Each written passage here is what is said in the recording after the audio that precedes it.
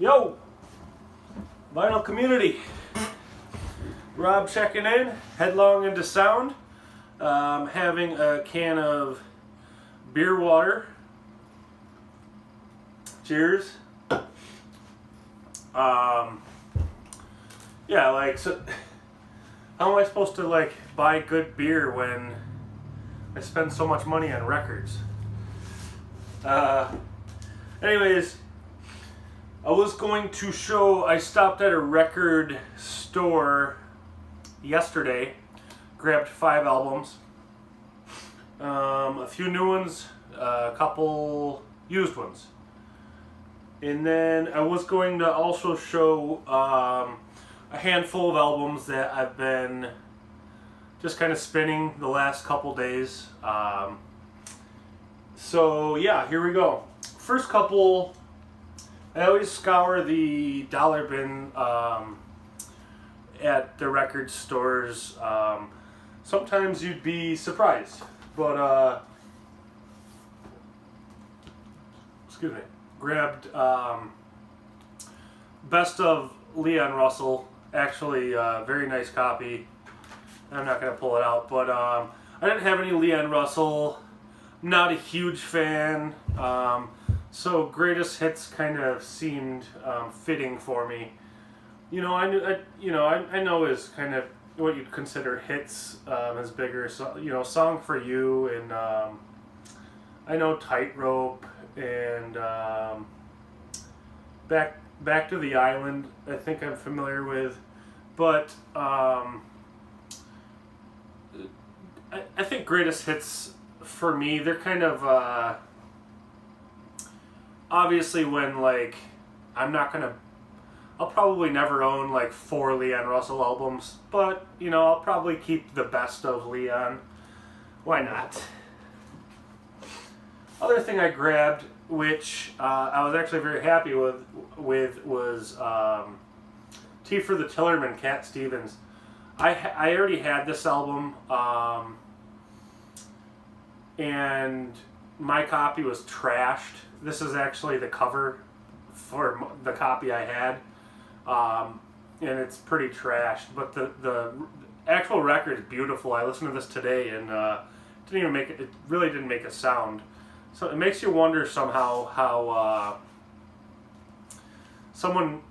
the record looks like it went through a tornado, or the cover does, but the record's still in good shape. So, but I kept my cover and kind of made combined them, made a little Frankenstein thing going on here. But I consider this album a 10 out of 10. Absolutely beautiful music. The first side on this is flawless. Absolutely, like I said, this is excellent album. All right, I did grab 3 new albums.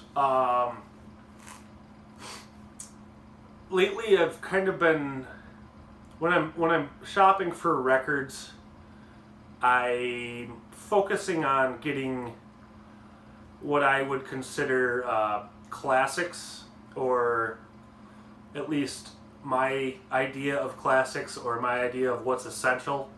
I always am doing a lot of weeding out records, and I have a big stack here of stuff I've been weeding out, and kind of just replacing them with classic albums. So I digress, but with that in mind, I didn't have a copy of Pink Moon by Nick Drake. This came out in 1972. This is absolutely, this is devastating. This music's devastating. Very sad music. Just him and a guitar. Kind of wore his heart on his sleeve, and you can hear his depression coming through on this, and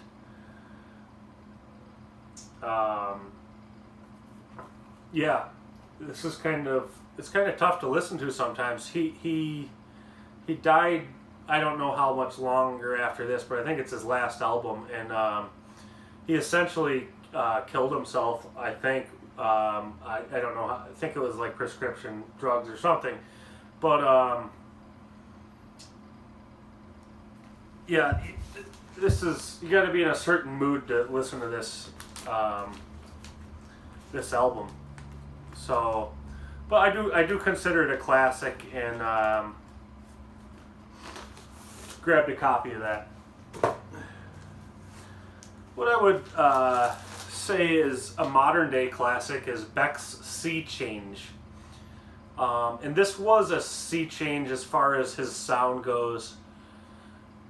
Of course, Beck, kind of known as kind of using samples and these upbeat, like sometimes goofy, kind of dancey party songs. This one, he kind of changed it up here. This is kind of an acoustic based, mellower, slower, sadder songs, kind of breakup songs. The first side on this is phenomenal. I will admit, I think it drops off a bit at the end, maybe a bit at the second half. Still very good, but the first 6 or 7 songs are like flawless. I didn't know this till I grabbed it and looked at the back here. It was produced by Nigel Godrich, who is known for being the producer to Radiohead. At least, I don't know if he produced. I don't think he produced like Pablo Honey. I don't know, to be honest with you. But anyways, he produced like all of Radiohead's recent and good albums. But yeah, Sea Change by Beck. If you're not familiar with this album, I'd say check out The Golden Age, the first song on this. But yeah, I would consider this a modern classic in my eyes. So I grabbed that. A 90s classic, Massive Attack, Mezzanine. This bad boy right here, I believe, actually, I'm positive, it just hit its like 20 years since its release, 20-year anniversary. And I think the group is doing some shows or like some cool releases or something. But about the music, this thing is something else. I kind of like, when I hear this, I kind of picture like it could have been on like The Matrix or something, or I don't know, maybe like a 90s movie where everybody's doing drugs and like just like getting down. But there's some intense tracks on this. This is great. I did not own this. Needed it. Mezzanine, Massive Attack. Listen to it. I'm going to just fly through the albums I've been listening to over the course of the last, like, 2 or 3 days. Preoccupations.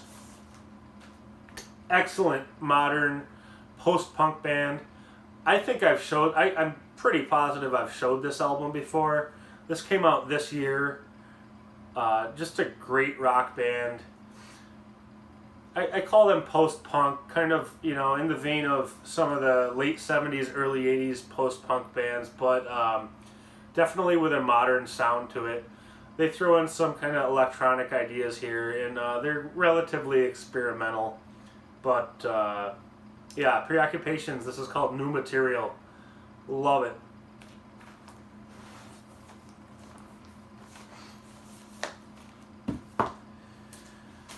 Got to switch it up a bit. Alice Coltrane. This is Universal Consciousness. Free jazz. Alice Coltrane on the organ. This is phenomenal. Do I recognize any? Yeah, Jack DeJohnette's on this. But this woman was something else.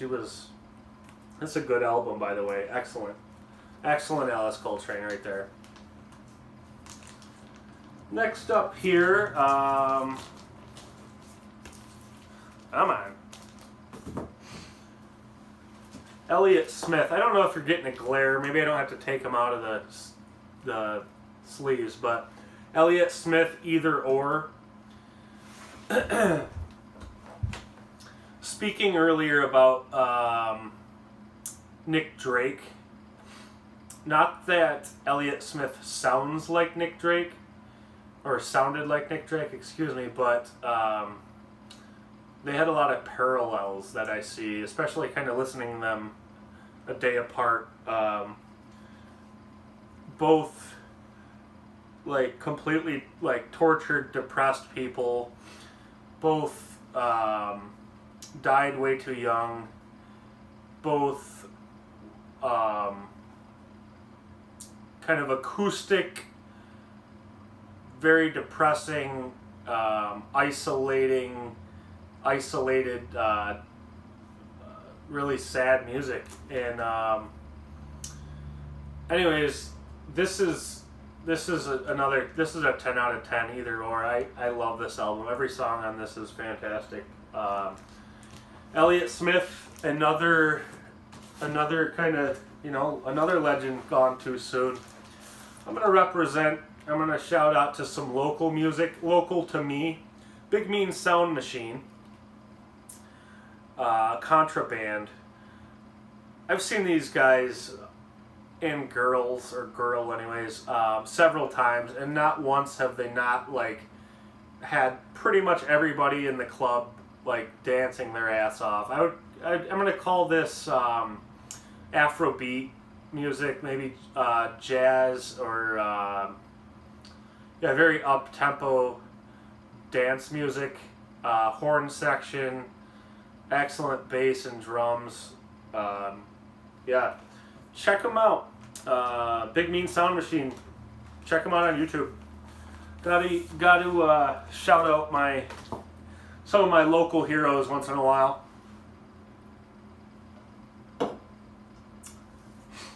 80s punk classic, Husker Du, New Day Rising. This might be my favorite Husker Du album. Or it's up there anyways. I don't know, Flip Your Wig, or Zen Arcade, I don't know. They have got like 5 great albums, but I listened to this the other day. The record store wrote Brutal, which I agree with that. This is awesome. Books about UFOs, terms of psychic warfare. I'm not the biggest punk fan. I do have a fair amount of punk in my collection, but these guys stand out for their sense of melody, sense of beauty. When you strip down Husker Du, it's really just beautiful, well-crafted songs.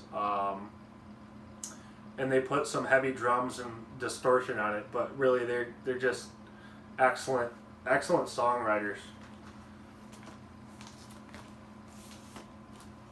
Of course, Grant Hart passed away, last year?